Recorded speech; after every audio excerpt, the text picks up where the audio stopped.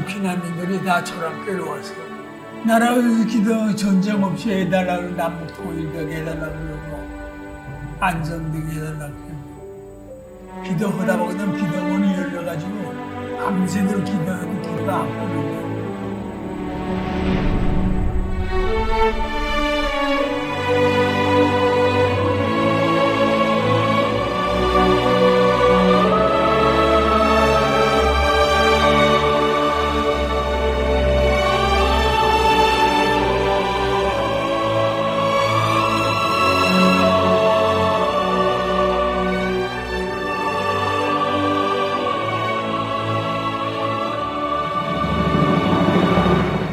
할렐루야.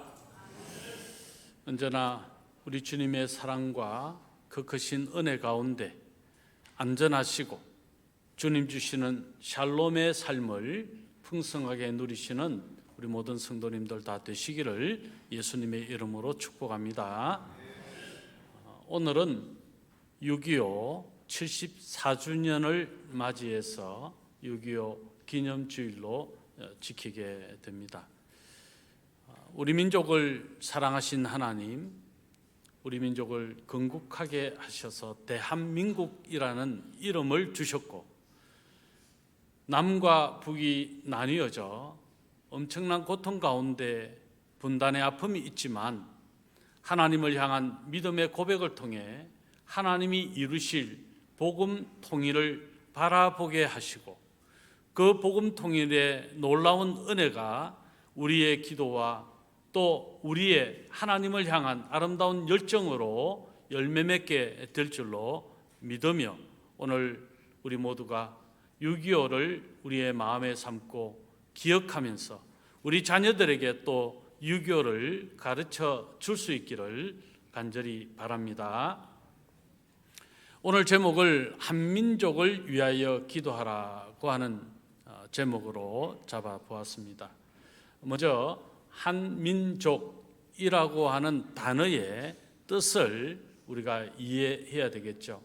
한민족이라고 하는 이 단어의 뜻은 모국어를 한국어로 한글을 사용하면서 단일 혈통으로 문화와 정체성을 함께 공유하는 민족이라는 뜻을 가지고 있습니다. 이것이 한민족이라고 하는 단어의 뜻입니다. 한 핏줄 공동체라고 하면 우리가 대한민국만 이야기하는 것이 아니라 저 북녘 땅의 우리 동포들도 함께 포함된다는 것이죠. 한민족은 남이나 북이나 비록 나누어져 있지만 우리가 한 민족이다.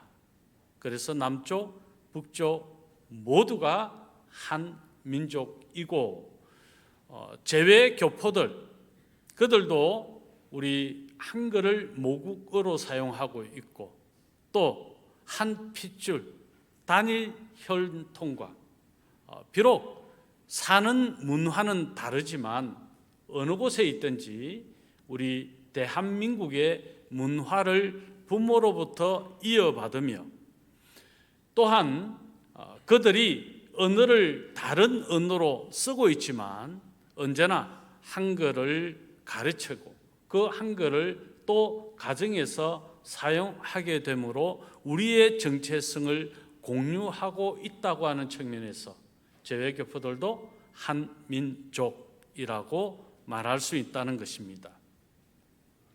그래서 그들이 어느 나라에 있던 그 원주민들로부터 한인이라는 말을 듣게 되는 것이죠. 이것이 한민족이라고 하는 단어의 뜻이고요. 우리는 한민족을 위해서, 즉 우리만을 위해서가 아니라 저 북녘 땅의 우리 동포들을 위해서 그리고 어느 나라에 있던 우리 민족을 함께 생각하면서 기도해야 된다. 하나님이 주시는 평화를 위해 기도해야 된다. 이것이 오늘 제목의 의미가 되겠습니다. 1950년 6월 25일 새벽 4시 240km가 되는 동과 서를 가로지르는 38선, 그 선이 무너지고 북한군이 남침을 하게 된 사건이 6.25 전쟁입니다. 당시 북한군은 우리 대한민국 남쪽 국군의 수보다 배 이상이었습니다.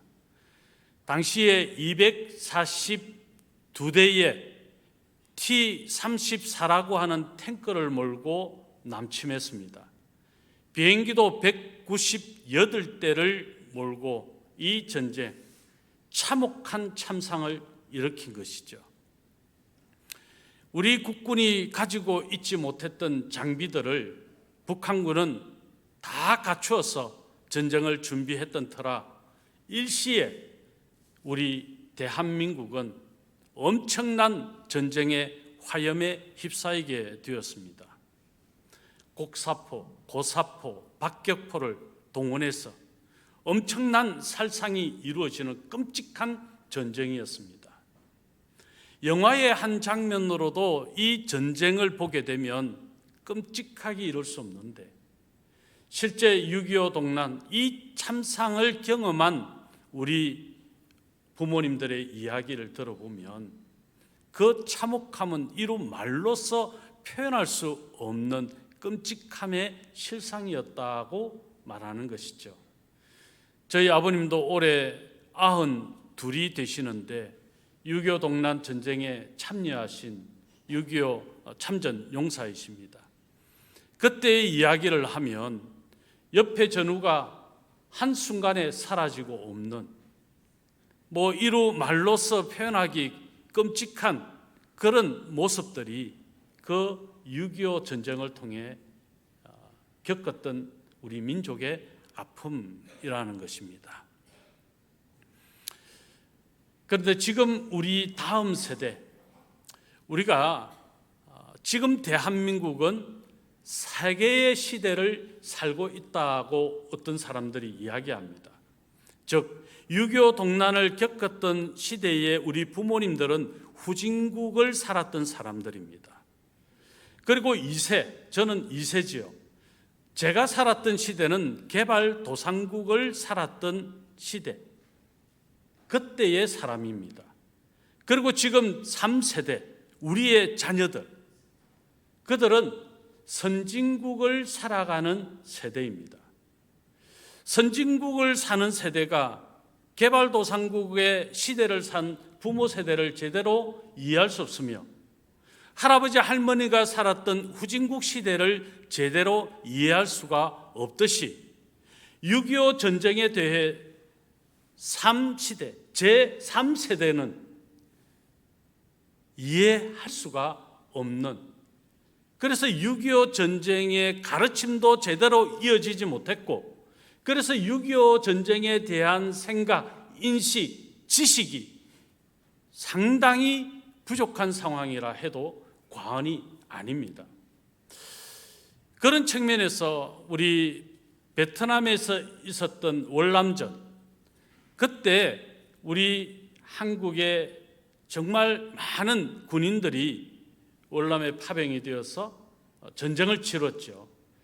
그때 국민학교의 학생들, 그들이 위문 편지를 보내었는데 그 위문 편지의 내용을 보면 전혀 전쟁을 또 알지 못하는 2세대의 개발도상국 시대를 살았던 사람, 그들이 월남전에 참여한 군인들에게 보낸 편지인데, 편지의 내용을 보면 지금 우리 제3세대의 친구들이 전쟁에 대하여 생각하는 것 같이 전혀 모르고 있다고 해도 과언이 아닌 편지 하나 소개해 드립니다. 한번 볼까요? 제가 한번 읽어 드릴게요. 아저씨께, 더운 날씨에 안녕하십니까? 오늘도 그 무지한 베트콩과 싸우시느라고 얼마나 힘드셨는지요. 우리 고국 어린이들은 방학을 시작한 지가 엊그제 같은데 벌써 개학이 10일 남았습니다. 아저씨, 방학 숙제 동식물 채집을 하게 베트콩을 잡으면 그 뜨거운 태양에 말려서 보내주세요. 그럼 회답을 기다리며 안녕히 계세요. 1967년 8월 19일 석상원. 이 친구가 누구지 한번 만나보고 싶어요. 67년도니까. 자, 지금 우리 선진국을 살아가는 친구들, 여러분, 그들도 이 친구 못지않게 6.25 전쟁에 대한 생각, 지식이 없습니다. 제대로 가르쳐지지도 않습니다. 점점 시간이 가면 갈수록 74년이 지난 지금 6.25가 뭐야? 전쟁이 뭐야? 게임하는 그거야? 라고 이야기하는 세대를 우리는 지금 보고 있는 겁니다. 여러분, 할아버지 할머니가 지금 우리 손주, 손자, 손녀 세대를 이해하려고 하지 마세요. 이해할 수가 없습니다. 왜요? 할아버지 할머니들은요, 후진국 사람들이에요. 선진국을 이해할 수 없어요. 선진국 아이들에게 후진국 시대 이야기하지 마세요. 그럼 어떤 이야기 들어요? 꼰대라는 말을 들어요. 이처럼 세대 차이는 엄청납니다. 그럼에도 불구하고 여러분, 우리 한국의 역사, 6.25의 전쟁 역사는 가르쳐야 합니다. 제대로 지식적으로 가르쳐야 합니다. 그들이 피부로 느끼지는 못해도 그 참상이 얼마나 참혹했는지를 가르쳐야 합니다. 알게 해야 합니다. 왜냐하면 또다시 그런 전쟁이 일어나지 말아야 하기 때문에 그렇습니다. 기억해야 될 이유가 여기에 있습니다. 전쟁은 결코 일어나서는 안 되는 것입니다.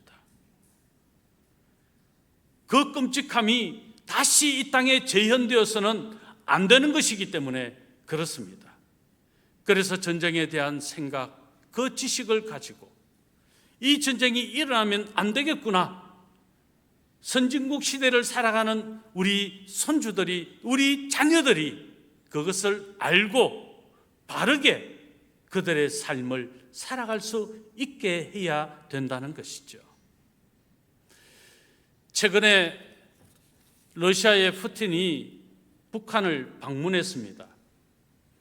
여러 가지 의미를 두었습니다. 특별히 그 방문 내용 중에 이 푸틴과 김정은의 조약이 이루어졌는데 그것은 포괄적 전략 동반자라고 하는 협정이었습니다. 더 나아가서 그들이 나름대로 생각하면서 이루고자 한 1961년 7월 체결한 조소 우호 조약에 포함되었던 유사시 자동 군사 개입 조항을 되살리려고 하는 의도였다는 것입니다. 무슨 말입니까? 전쟁이 일어나면 러시아군이 신속하게 북한군을 도와서 전쟁에 참전한다라고 하는 조약을 다시 한 번 더 결의를 맺어서 그들이 만났다는 것이죠. 지금 북한 노동신문에 이 상황에 대해서 환영하면서 사설을 썼는데 그 내용의 한 문장입니다. 북러의 뿌리 깊은 친선과 협조 관계가 새로운 전성기를 맞이하고 있다. 최근에 북한의 오물풍선 도발 사건이 일어났죠. 여기에 대해서 미국 커트 캠벨 미국 국무부 부장관이 이렇게 말했습니다. 북한의 오물풍선이 단순한 도발이 아니라 추후 더 심각한 도발이 있을 수 있다.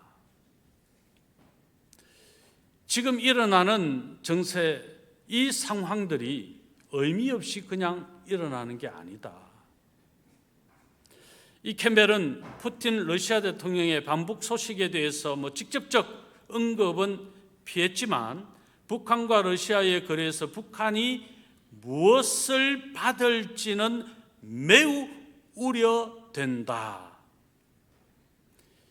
이 핵무기와 관련해서 북한이 미치지 못하는 기술을 러시아가 완전하게 제공하는 일들이 우려된다. 그런 의미 아니겠습니까? 그래서 지금은 중단되었지만 우리도 신속하게 이 오물풍선 사건이 일어난 이후 대북 전단과 대북 확성기를 다시 가동하게 되었죠. 북한이 가장 두려워하는 것이 이 대북 심리전 수단으로 사용되는 대북 확성기라고 합니다. 이 대북 확성기를 통해서 북한 정권의 문제와 그 북한 정권을 고발하는 그런 여러 가지의 사실을 확성기를 통해서 들려주게 되면 이 북한군이 동요가 일어나기 때문에 그렇죠. 뿐만 아니라 한국 가요 등 한국 문화, 이 젊은이들이 반응할 수밖에 없는 이 확성기를 통한 여러 가지 정보가 제공이 되니까 이 북한 입장으로서는 이 대북 확성기가 가동되는 것에 대해서 엄청나게 반발하고 있다는 것이죠. 그래서 북한 김여정은 남측이 대북 전단 살포와 확성기 방송 도발을 병행한다면 새로운 대응을 목격하게 될 것이다 라고 협박하기도 했습니다. 한민족의 갈등이 다시 고조되고 있는 양상이라고 말할 수 있는 것이죠. 지금 우리 한국 외에 다른 나라에서 볼 때 지금 우리 한국은 정말 아주 전쟁이 일어나기 쉬운 상황에 있다. 아주 위기의 상황에 있다라고 지금 보고 있는데 우리는 늘 겪는 일상이잖아요. 그래서 별로 여기에 동요되지도 않고 별로 느낌이 없는 것 같아요. 그런데 여러분, 오히려 그 무감각함이 우리로 더 위험으로 몰고 갈 수 있어요. 경각심을 가져야 한다는 것입니다. 우리는 늘 이런 남과 북한의 문제를 보면서 우리가 기도해야 될 이유가 있구나. 그리고 기도해야 되겠구나. 기도하지 않으면 안 되겠구나를 우리가 생각해야 된다는 겁니다. 그런 중에 북한의 국민들 상황도 매우 급변하고 있습니다. 우리의 다음 세대라고 할 수 있는 MZ세대, 북한에도 있는데 북한은 이 MZ세대를 장마당 세대라 부른다고 합니다. 1980년대 이후 태어난 북한 청년층 유소년들이 바로 이 장마당 세대입니다. 그런데 이 세대가 지금 북한 체제에 순응하기보다 자립과 개인 중시 성향, 외국 문화 호감 등의 움직임이 일어나고 있다는 것이죠. 그래서 북한의 지금 체제가 붕괴될 수 있는 상황에 있다는 겁니다. 그런 상황에서 김정은 가문, 그 김정은 정권은 더 불안하고 초조한 상황이 되는 거죠. 그 상황에 계속적으로 몰려가면 무슨 짓을 할지 모른다라고 하는 말이 실제 위협으로 다가오는 거예요. 북한에서는 연인들, 연애하는 남녀가 부르는 호칭이 동일합니다. 동무. 그래서 남자친구를 향해서 동무, 여자친구를 향해서 동무, 그러지 말라요. 이러겠죠. 그런데 지금은 이 장마당 세대에 서로 부르는 호칭도 달라졌어요. 남친, 여친. 그리고 북한은 사랑해라는 말을 연인들 간에 할 수 없었답니다. 왜냐하면 유일하게 사랑의 대상은 김일성 가족밖에는 안 되기 때문에. 그런데 요즘에 이 장마당 세대는 서로가 은밀하게 둘이 있을 때 비밀리 사랑해라는 고백도 하고 있다는 것이죠. 그리고 북한이 상당히 초조하게 된 거죠. 그래서 북한은 지금 이 장마당 세대가 자본주의 외국 문화 선호도가 높다고 판단하게 되고, 그래서 최근 이들을 경계하고 다시 이들을 감찰하기 시작했습니다. 반동사상문화배격법, 청년교양보장법, 평양문화어보호법, 한국문화콘텐츠 사용 유포죄, 괴뢰말투유포죄 등으로 적용해서 잡히게 되면 사형을 시키는 끔찍한 형벌을 지금 가하고 있는 것이 북한입니다. 그만큼 불안하고 초조한 것이죠. 이런 한민족의 정치적 상황 속에서 오늘 저와 여러분은 어떻게 해야 할까요? 오늘 본문을 통해 그 말씀을 나누려고 하는 것입니다. 오늘 본문은 예수님께서 예루살렘 입성하시는 그 본문의 내용 중에 포함되는 것입니다. 이 예수님의 예루살렘 입성 기사 가운데 유일하게 누가복음에만 나오는 기사가 바로 이 41절부터 44절의 기사입니다. 이 내용이 얼마나 중요하며 지금 우리 나라, 우리 민족을 위해서 기도해야 될 이유가 분명하구나라고 하는 확신을 가지게 하는 말씀이기 때문에 오늘 이 본문의 말씀을 함께 나누려고 하는 것이죠. 41절, 42절의 말씀 우리 같이 한번 읽겠습니다. 가까이 오사 성을 보시고 우시며 이르시되 너도 오늘 평화에 관한 일을 알았더라면 좋을 뻔하였거니와 지금 내 눈에 숨겨졌도다. 예수님께서 뭐 하셨다고 말씀합니까? 우셨다. 이스라엘 백성들이, 지금 유대 백성들이 예수님께서 예루살렘으로 입성하시는 장면을 보면서 호산나 호산나 다윗의 자손이라 큰 소리로 함성을 지르고 환영합니다. 이들의 생각은 무엇이었을까요?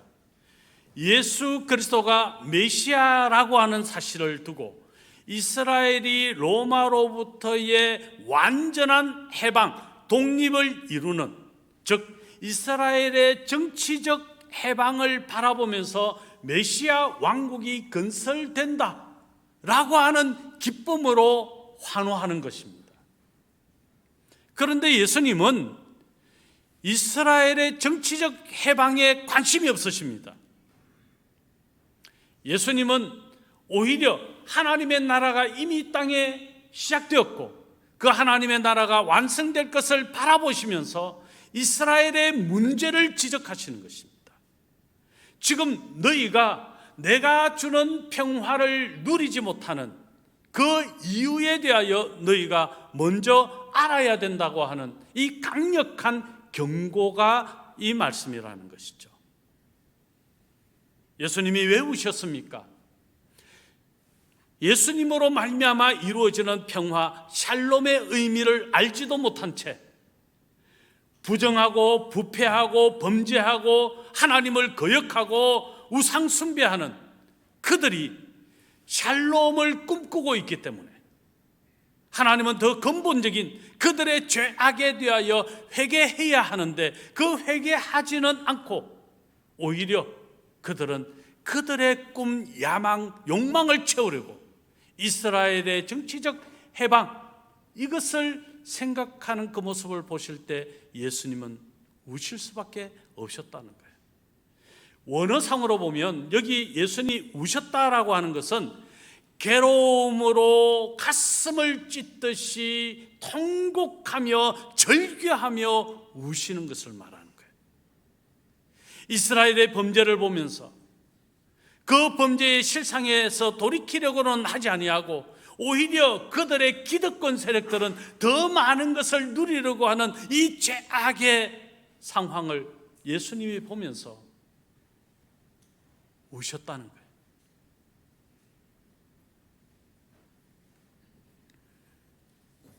여러분, 이 말씀을 통해 우리가 무엇을 생각해야 합니까?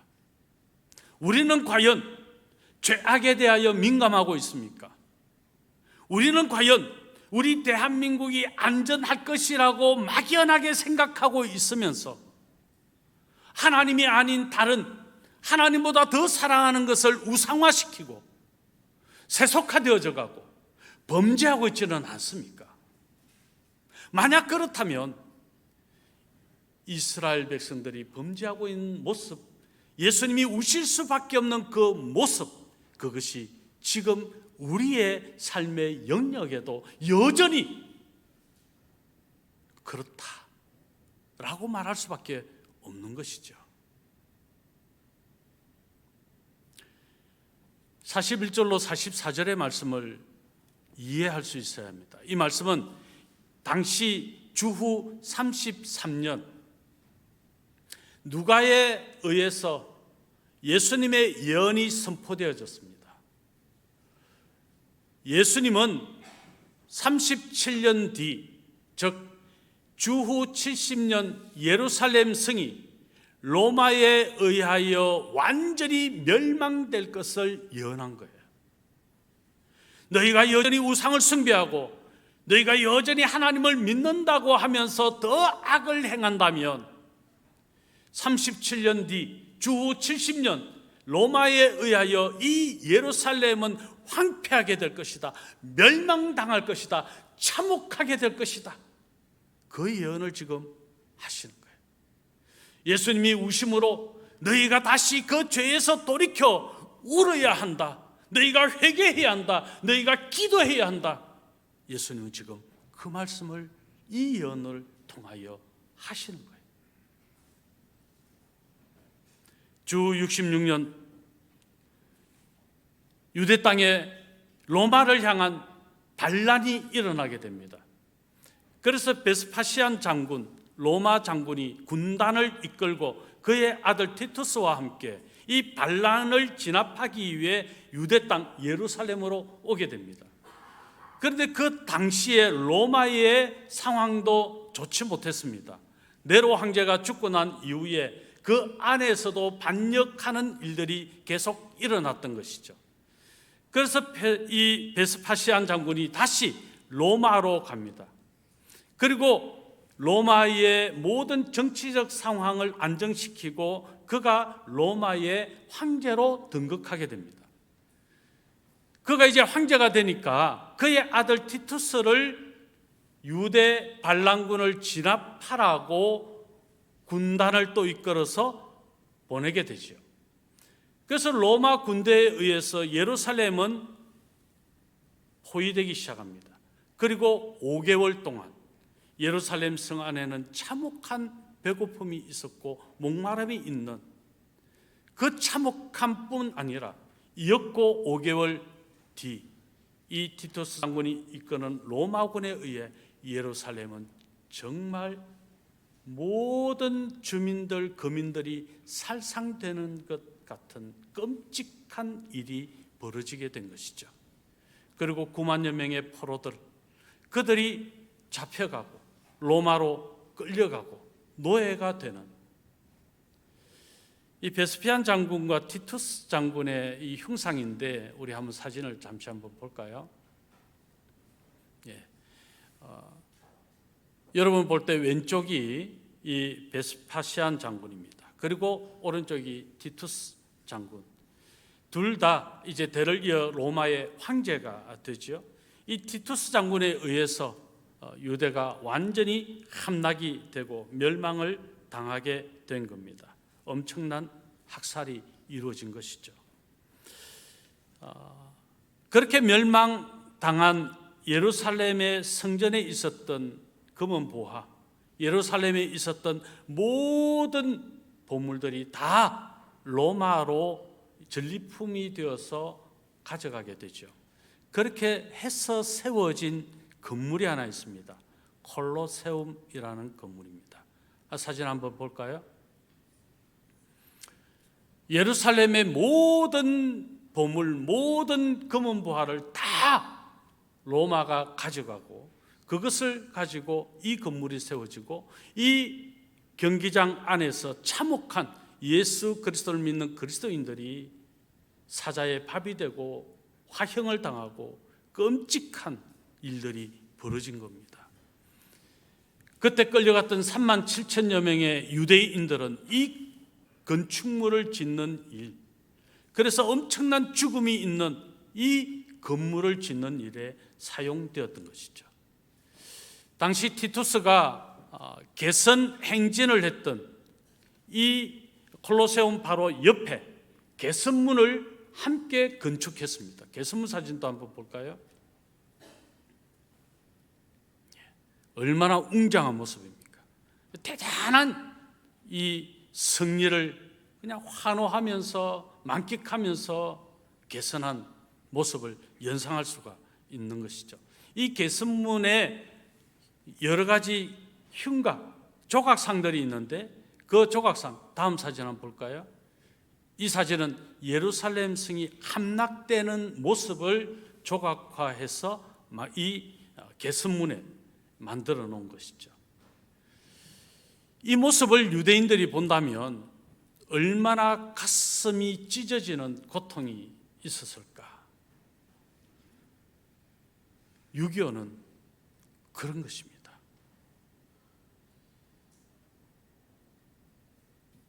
일제시대 때 우리 믿음을 가졌던 선배들이 신사참배 앞에 무너지고 배교했습니다. 서로 나뉘어지고 교회가 분열하고 싸우고 이런 일들이 교회 안에 일어났습니다. 당시에 부패하고 당시에 있었던 수많은 문제들, 민족을 가슴에 품고 기도하기보다 오히려 그들은 더 믿지 않는 사람들과 별반 다를 바 없는 하나님을 멀리하고 우상을 숭배하는 그 일에 굴복하고 말았던 것입니다. 그 결과는 끔찍한 6.25의 참상이 일어나게 된 것이죠. 영적인 의미, 우리 그리스도인들은 이것을 분명하게 생각해야 합니다. 그냥 6.25가 일어난 것은 아니구나 하는 것을 생각해야 된다는 것입니다. 다시는 이 6.25가 일어나지 않기 위해서 우리가 어떻게 해야 된다는 것입니까? 기도해야 된다는 것입니다. 우상을 숭배하고 있는 하나님보다 더 사랑하는 우리의 모습이 있다면 그것을 철저하게 하나님 앞에 내어놓고 회개하는 기도가 있어야 된다는 것입니다. 울어야 된다는 것입니다.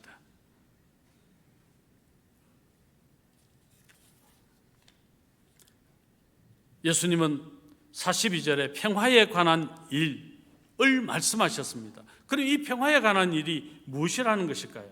예수님께서 공생의 사역을 시작하시면서 선포하신 말씀이고 우리 교회의 비전, 천국을 보여주고 천국의 일꾼을 양성하는 교회의 근거가 되는 말씀, 바로 누가복음 4장 18절로 19절의 말씀입니다. 우리 같이 한번 읽어보겠습니다. 주의 성령이 내게 임하였으니 이는 가난한 자에게 복음을 전하게 하시려고 내게 기름을 부으시고 나를 보내사 포로된 자에게 자유를, 눈먼 자에게 다시 보게 함을 전파하며 눌린 자를 자유롭게 하고 주의 은혜의 해를 전파하게 하려 하심이라 하였더라. 아멘. 이 말씀은 이사야 61장의 이사야의 말을 예수님께서 인용하셔서 공생의 사역을 시작하시며 비전의 말씀으로 선포하셨던 것이죠. 그럼 이사야 61장에 예수님께서 인용하셨던 이 말씀은 어디에 근거를 두었을까요? 바로 레위기 25장과 27장의 희년을 근거에 둔 것입니다. 그리고 희년제도는 무엇입니까? 7년 동안의 기간, 즉 7년을 지나 안식년을 맞이하는데 이 안식년을 7번을 맞이하면 49년이 됩니다. 이 49년이 지난 50년째가 바로 희년입니다. 그럼 이 희년을 하나님께서 계명을 통해서 어떻게 지키라고 했을까요? 여기에는 옥에 갇힌 포로를 풀어주고 또 빚을 진 자에게 그 빚을 탕감해주고 전쟁의 포로들을 또한 풀어주고 하나님께서 진정한 자유와 해방을 실제 유대 백성들이 다 지켜서 이루도록 하신 것이 희년 제도인 것이죠. 이 희년 제도의 궁극적인 목적은 바로 너희가 누리고 너희가 취하고 너희가 착취했던 모든 것을 다 내려놔라. 그 모든 것의 주인은 하나님이시다. 이것을 희년 제도를 통해서 가르치고 그것을 상기시키며 깨닫게 하시고 지키게 한 것이죠. 다시 말하면 예수님은 희년, 즉 진정한 자유와 해방을 주시는 평강의 왕이시다. 바로 누가복음 4장 18절로 19절 이사야서의 말씀을 인용하신 것은 바로 거기에 핵심이 있는 거예요. 예수님만이 우리에게 진정한 평화를 주실 수 있다. 예수님만이 우리를 진정하게 안전하게 하실 수 있는 유일하신 분이시다. 이 사실을 예수님이 공포하신 거예요. 오늘 저와 여러분, 예수님만이 우리를 안전하게 하실 수 있습니다. 예수님만이 우리 민족, 우리 대한민국을 안녕하게 하실 수 있습니다. 샬롬으로 살게 하실 수 있습니다. 다시 주님께로 돌아가야 합니다. 예수 그리스도만 바라보아야 합니다. 그분만 붙들어야 합니다. 내가 지금 우상화했던 모든 것들이 있다면 그것을 다 내려놓고 회개해야 합니다. 그리고 예수님만 붙들어야 합니다. 오늘 저와 여러분, 오늘 본문의 말씀을 통해서 바로 이 교훈을 받아야 된다는 것이죠. 만약에 이 교훈을 받지 않게 되면 어떻게 된다고 경고합니까? 성경은 이렇게 말씀합니다. 43절로 44절 우리 같이 한번 읽겠습니다. 날이 이룰지라 내 원수들이 토둔을 쌓고 너를 둘러 사면으로 가두고 또 너와 및 그 가운데 있는 내 자식들을 땅에 메어치며 돌 하나도 돌 위에 남기지 아니하리니 이는 네가 보살핌 받는 날을 알지 못함을 인함이니라 하시니라. 바로 주후 70년 로마군에 의하여 예루살렘이 멸망당할 것을 예언하신 말씀이에요. 너희가 예수 그리스도만이 진정한 평화를 주실 수 있는 분이라고 하는 사실, 이것을 깨닫고 예수님만 나의 주로 나의 왕으로 진정한 메시아로 믿지 않는다면 지금 너희는 주 70년 앞으로 37년 뒤 예루살렘이 멸망하는 것 같이 너희들이 다 멸망당할 수밖에 없다. 그 사실을 지금 말씀하는 거죠. 왜요? 호산나 호산나 부르짖던 그 수많은 군중들이 정치적 예수 그리스도, 이스라엘의 정치적 해방을 이룰 예수 그리스도만 생각했던 것이에요. 진정한 평화를 주시는 분, 진정한 자유와 해방을 주시는 예수 그리스도는 전혀 관심이 없었던 것이죠. 그런 그들에게 이 경고의 말씀을 예언으로 주신 거예요. 본문 45절로 46절의 말씀에 그래서 이어지는 사건이 성전 청결 사건입니다. 우리 같이 한번 읽어보겠습니다. 성전에 들어가사 장사하는 자들을 내쫓으시며 그들에게 이르시되 기록된 바 내 집은 기도하는 집이 되리라 하였거늘 너희는 강도의 소굴을 만들었도다 하시니라. 지금 기득권 세력들이 예루살렘 성전을 강도의 소굴로 삼았다. 결국 주후 70년 그 예루살렘 성이 완전히 무너지게 되는 그 사실을, 그 이유가 무엇인지를 밝히면서 예수님이 이 말씀을 하시고 계신 거죠. 성전이 어떻게 됐다고 말합니까? 강도의 소굴이 되었다. 그리고 47절로 48절에 예수님을 결국 죽이려고 하는 상황이 되는 거죠. 같이 또 읽어보겠습니다. 예수께서 날마다 성전에서 가르치시니 대제사장들과 서기관들과 백성들의 지도자들이 그를 죽이려고 꾀하되 백성이 다 그에게 귀를 기울여 들으므로 어찌할 방도를 찾지 못하였더라. 성전 청결 사건의 의미가 무엇입니까? 느껴지십니까?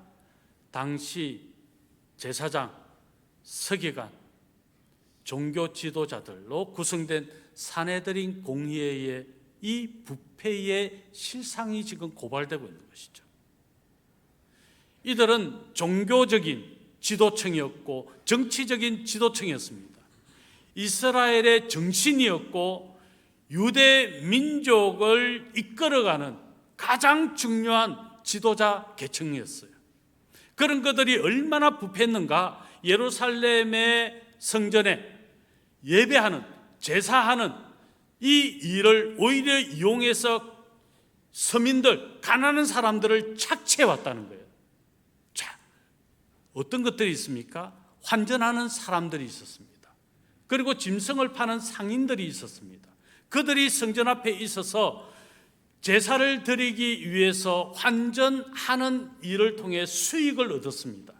환전하는 일이 왜 수익이 됐냐면 당시 로마 화폐, 당시에 통용되었던 화폐는 머나, 데나리온, 렙돈, 고드란트, 아사리온 등의 이 로마 화폐가 통용됐습니다. 그런데 거룩한 성전의 예배의 헌금으로 쓰여질 이 돈은 이런 세상에 통용되는 세속적인 돈이 되어서는 안 된다 해서 이스라엘 화폐인 세겔을 썼던 것이죠.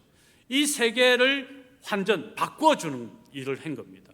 그런데 이 환전율을 높여서 수익을 산헤드린 공의회가 착복한 것이에요.